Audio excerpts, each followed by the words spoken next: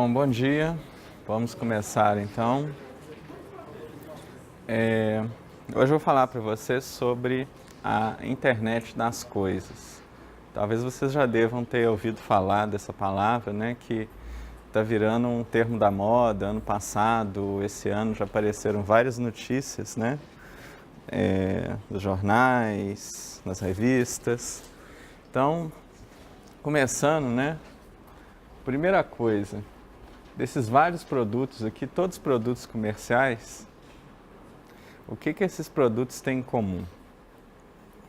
Todos eles têm alguma função, têm algum sensor, têm alguma coisa e eles estão interligados a redes, certo?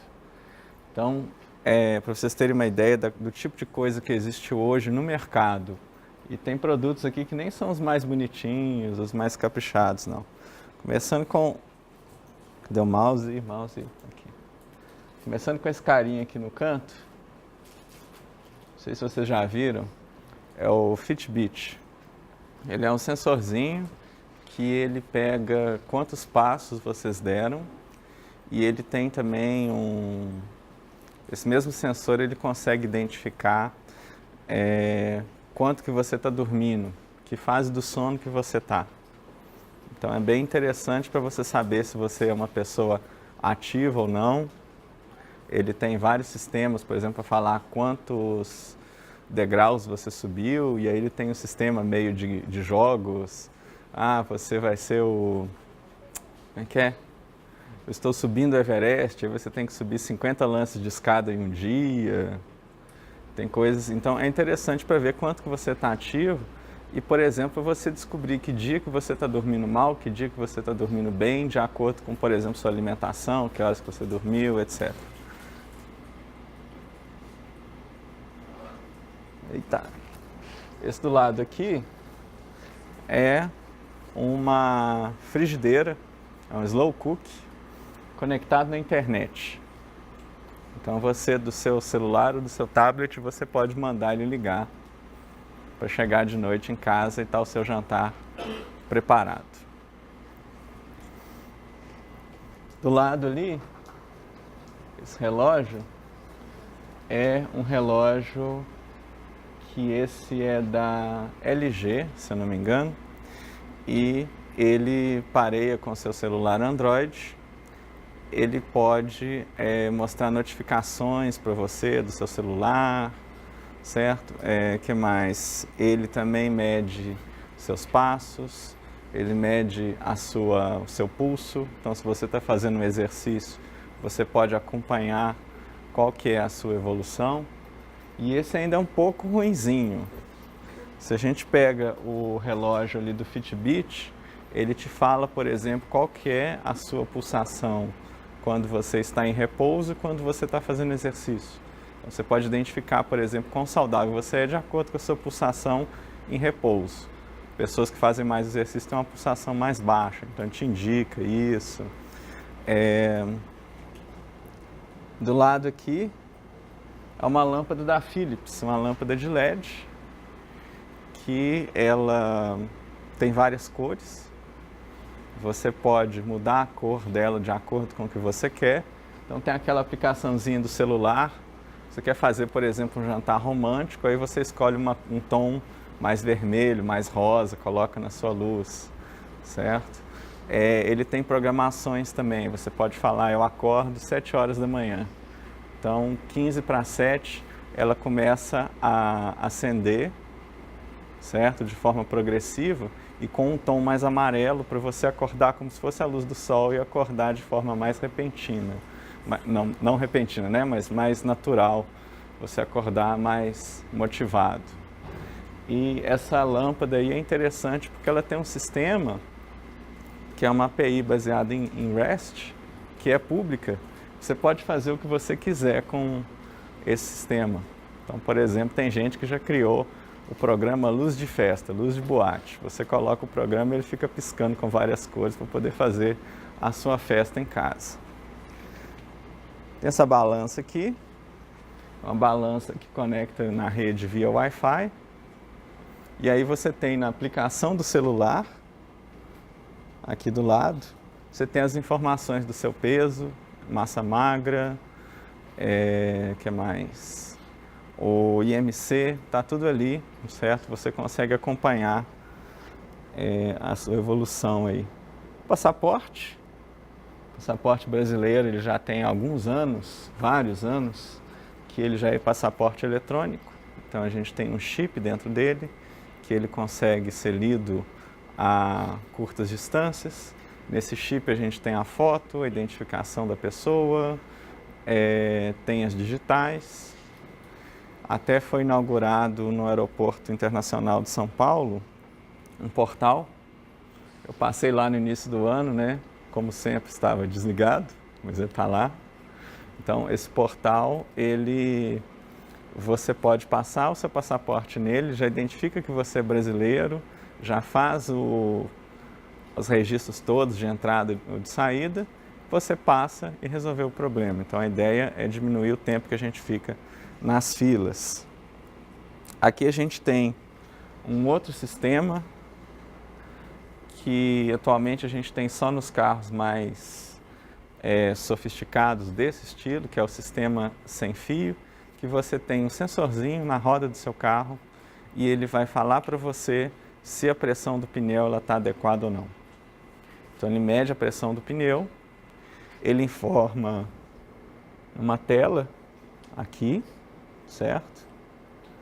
E ele vai te falar, olha, você tem que inflar o pneu esquerdo ou o pneu do motorista. Ele fala exatamente o pneu que você precisa inflar.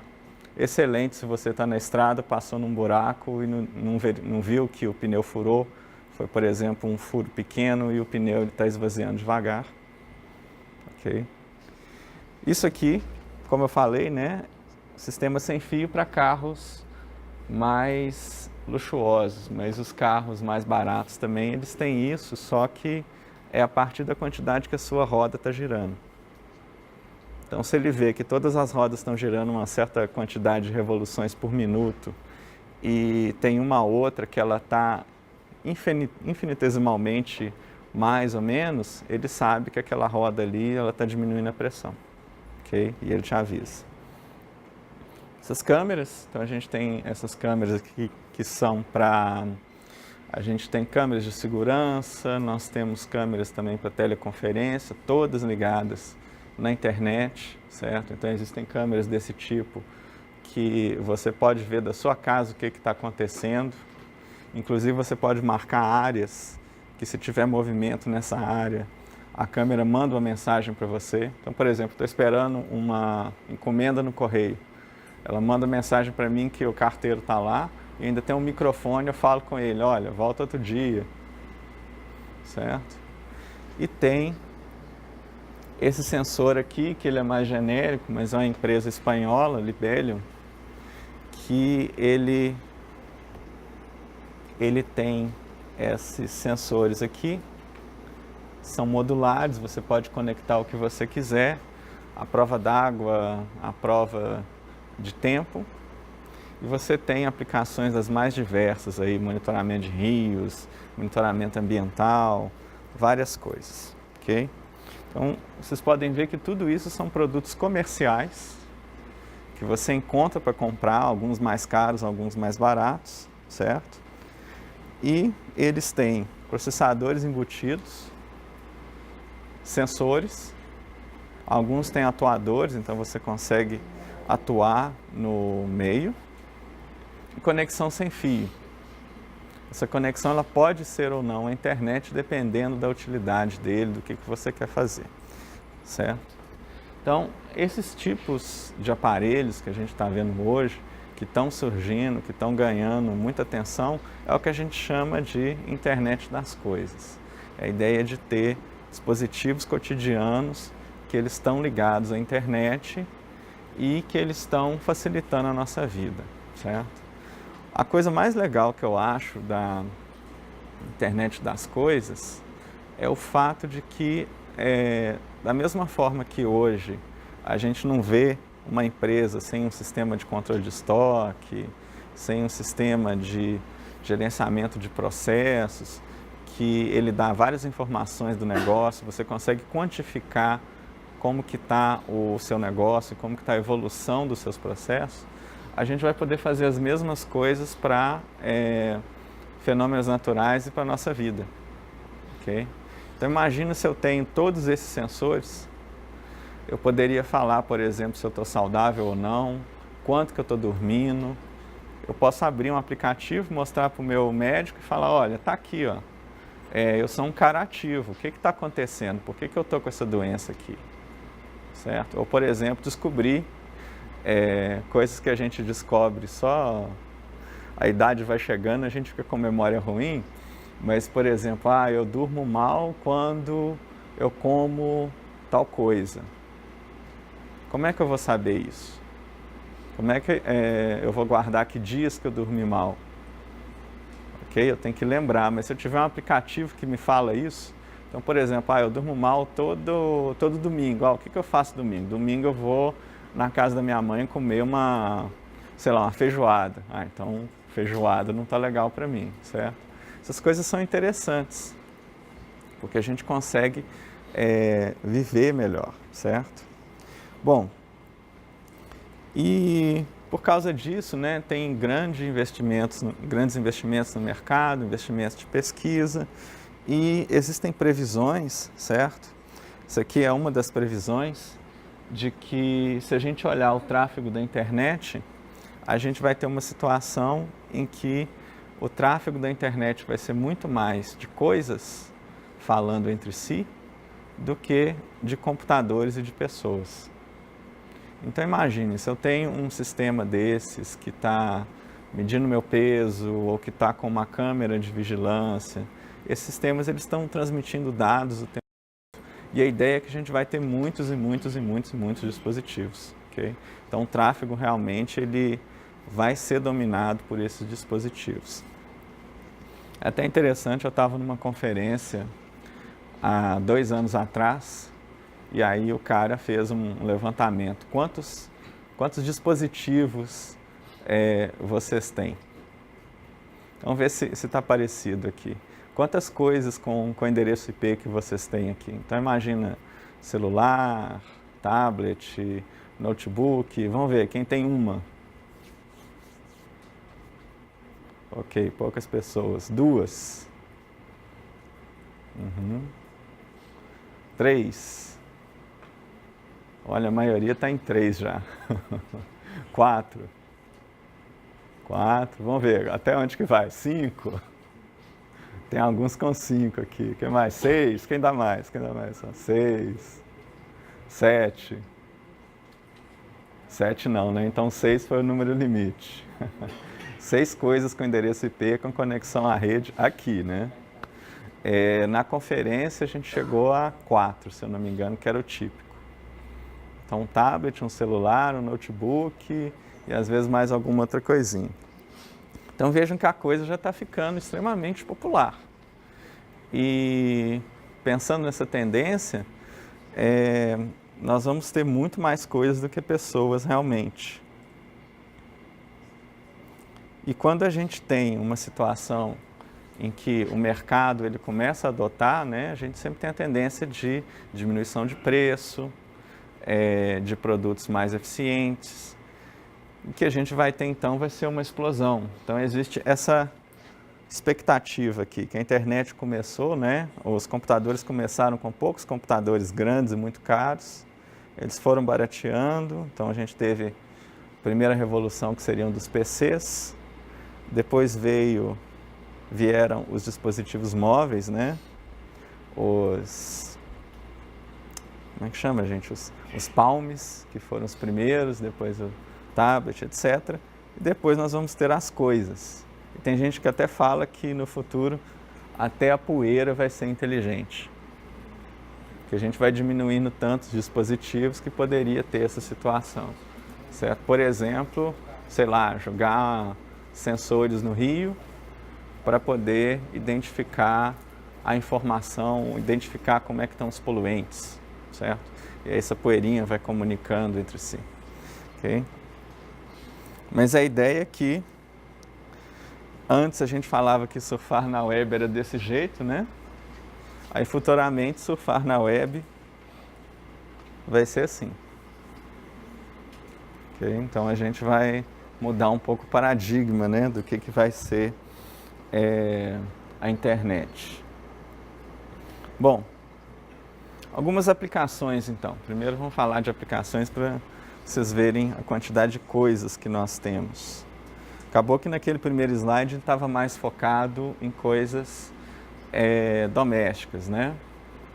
Mas a gente tem aplicações também industriais, aplicações científicas. Algumas aqui, né, coisas diferentes. A gente tem um robozinho que pode estar acompanhando essas crianças. Um quadro que comunica via internet, muda de foto. Engraçado que esse antigamente era popular, né? Até uns 3 anos atrás tinha muito quadro com foto que passava. Agora a gente já não vê tanto nas lojas.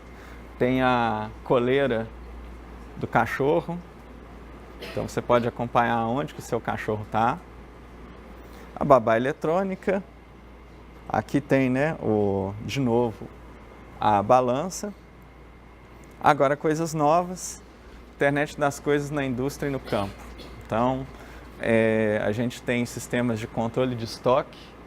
Por exemplo, o RFD, que ele é muito utilizado. A primeira empresa que utilizou isso em massa foi o Walmart. Hoje o Walmart não compra nada que não tenha RFD.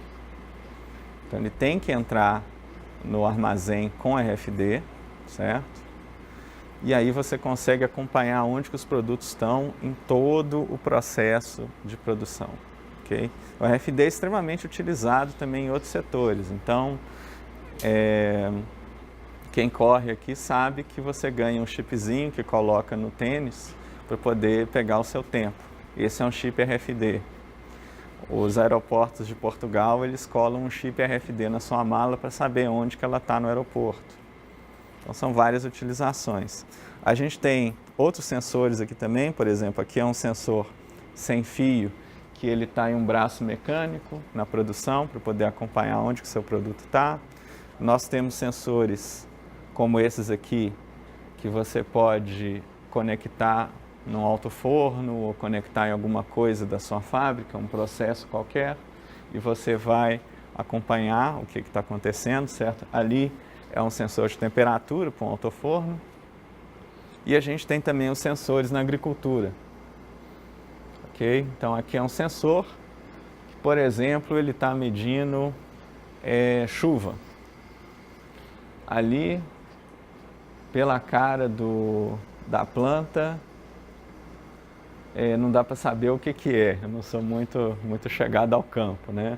Mas existem algumas aplicações, por exemplo, interessantes com produção de vinho, que você tem que saber muito bem qual que é a quantidade de água que caiu na região de chuva, para você saber se o vinho ele vai ser melhor ou não. Se existe muita chuva, o vinho fica ruim, ele tem que ser mais ácido. Okay? Mas ao mesmo tempo, se existe pouca chuva, a uva também ela não cresce. Então eu poderia ter sistemas de irrigação que são controlados em cima disso daí, certo? Na cidade a gente tem outras aplicações, né? Então, por exemplo, as redes veiculares, eu posso ter carros que eles estão conectados entre si e aí eu ganho coisas bem interessantes. Por exemplo, no caso aqui, eu tenho um carro que acabou de patinar porque tinha uma mancha de óleo na pista e ele pode avisar os outros carros que estão vindo aqui. Sem eles terem visão, eles já sabem que tem alguma coisa, aparece uma luzinha vermelha de alerta para o motorista, ele sabe o que tem que acontecer. Então imagine que interessante, né? O que a gente tem visto muito na indústria automotiva é que eles estão automatizando vários sistemas de reação porque o carro reage muito mais rápido que a gente. Então, se ele já se prepara ali, é bem mais interessante, a gente vai evitar acidentes. Aqui a gente tem uma aplicação que hoje já é antiga. Essa aplicação foi feita lá para 98, 99, que foi uma das primeiras aplicações de sensores sem fio. Aqui é a ponte Golden Gate, em São Francisco, e eles instalaram esses sensores que eles medem vibração. Eles queriam saber como que a ponte se comporta durante o dia, porque até aquele momento não existia nenhum tipo de medição, nenhum tipo de modelo para falar como que uma ponte ela vibra, ok? Esse tipo de coisa não existia. Você fazia ensaios no laboratório com pontes em escala, que aí você coloca um ventilador na frente, mas como que você vai saber exatamente como que a coisa se comporta de verdade? E se você tem isso em cada estrutura, cada ponte, você ainda consegue uma coisa melhor ainda, que você sabe como cada ponte individualmente ela comporta. Ok? Na cidade, então aqui tem um policial britânico com um drone. Esse drone, né, teve até um caso recentemente no sul de Minas, em Lavras, que eles usaram um drone. Teve uma denúncia que tinha uma casa com plantação de maconha no quintal. Eles pegaram o drone, voaram em cima, mapearam ali, viram que realmente era o pé de maconha e aí já tinham as provas para poder entrar na casa da pessoa e fazer a prisão. Então são coisas interessantes. Aqui a gente tem também outros sistemas, por exemplo, esse é um sistema participativo em que você obtém medidas e você gera mapas no sistema. Então, por exemplo, eu posso ter, a primeira aplicação que existiu foi de ruído. Eu quero identificar lugares ou empresas que estão gerando muito ruído, que estão atrapalhando ali a vida cotidiana das pessoas. Então eu envio essa medida e eu tenho esses mapas, identificando qual que é o ruído. A gente pode ter outras coisas também, né? Poluição, o Waze é isso daqui, né? Que a gente tem informações de velocidade que vão gerar o trânsito da cidade, ok? Bom, então vejam que é um campo que é extremamente genérico e a mesma coisa acontece com os dispositivos. Então, a internet das coisas vai ter vários desafios, um deles vai ser a integração. Por quê? Só para dar um exemplo, se a gente pegar um nosso sensor, dos mais simplesinhos, ele está trabalhando com comunicação que já melhorou, então 200 kilobits por segundo, certo? Rápido pra caramba, né? Lembra da época do modem discado chiado? Processadores de 8 MHz e alguns mega de disco. Então são coisas extremamente limitadas que você consegue fazer ali, você tem que ter um código bem curtinho. E se a gente pega, por exemplo, um celular, aí a coisa já é bem diferente, né? Você tem comunicação 3G, 4G, que hoje está em centenas de megabits por segundo, a comunicação 4G. Processadores hoje com 4 núcleos já, com gigabytes de RAM e centenas de gigabytes de disco. Então hoje um telefone, você consegue achar um telefone com 100 GB de disco, certo? Então vejam que as coisas são bem diferentes. A gente tem desde dispositivos extremamente simples, que você vai simplesmente coletar informação e gerar um alerta, até dispositivos que você pode colocar todo o processamento. Você pode colocar coisas super avançadas. E, bom, como eu sou da área de redes, né, então eu tenho que puxar a sardinha para a comunicação. E a comunicação na internet das coisas é extremamente variada, ok? Então a gente pode ter, por exemplo, comunicação Wi-Fi. Vários dispositivos que eu mostrei, por exemplo, como a balança, as câmeras IP, elas usam comunicação Wi-Fi. Então uma comunicação que ela requer muita energia, ela tem uma taxa de transmissão muito alta, certo? E ela é fácil de programar. Mas aí, lógico, ela requer muita energia. Se eu quero um sensor pequeno, eu tenho problemas. A gente tem algumas coisas que são Bluetooth. Aí o Bluetooth, ele já tem um consumo um pouco menor que o Wi-Fi, mas ele é limitado na quantidade de dispositivos que você pode colocar em uma rede, certo? A gente tem hoje 2 padrões que são interessantes também para redes de baixo consumo, que são o Bluetooth Low Power e o Zigbee. Bluetooth Low Power e Zigbee, você consegue criar coisas que elas vão... você vai ter que trocar a bateria a cada 2 anos, a cada 3 anos. O consumo de energia é muito baixo deles, mas também a taxa de transmissão é muito pequena. Então você não vai conseguir, por exemplo, transmitir vídeo em cima do Bluetooth Low Power. Okay? E aí são protocolos que são mais simples, você não vai utilizar a programação que a gente está habituado, né, de TCP/IP. E ainda tem os dispositivos que eles são de baixíssimo consumo, por exemplo, o RFD, que tem no passaporte, ou NFC. O NFC hoje a gente tem, né, na grande maioria dos celulares. A Apple foi a última a colocar, mas agora eu acho que os grandes todos têm. Qual que é a ideia disso? Você tem um sensorzinho no celular que quando você tem 2 dispositivos próximos, eles vão comunicar, então gera um campo eletromagnético, o outro recebe, ele liga e aí você percebe que eles estão em contato, eles só transmitem um número de identificação. Eles podem transmitir mais informação, mas tipicamente é só um número. E aí com isso você já consegue gerar aplicações interessantes.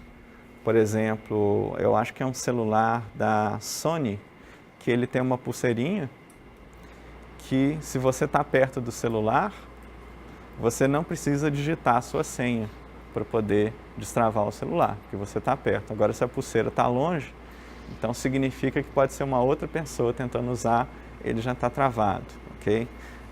O NFC também é utilizado muito para pagamento, então o sistema da Apple, o Apple Pay, é em cima do NFC para poder identificar os 2 dispositivos. A gente já tem cartões, aquelas máquinas de cartão de crédito, quando vocês veem aquele símbolozinho que é um cartãozinho com as ondinhas, é o NFC. Então ele permite o pagamento a curtas distâncias, ok?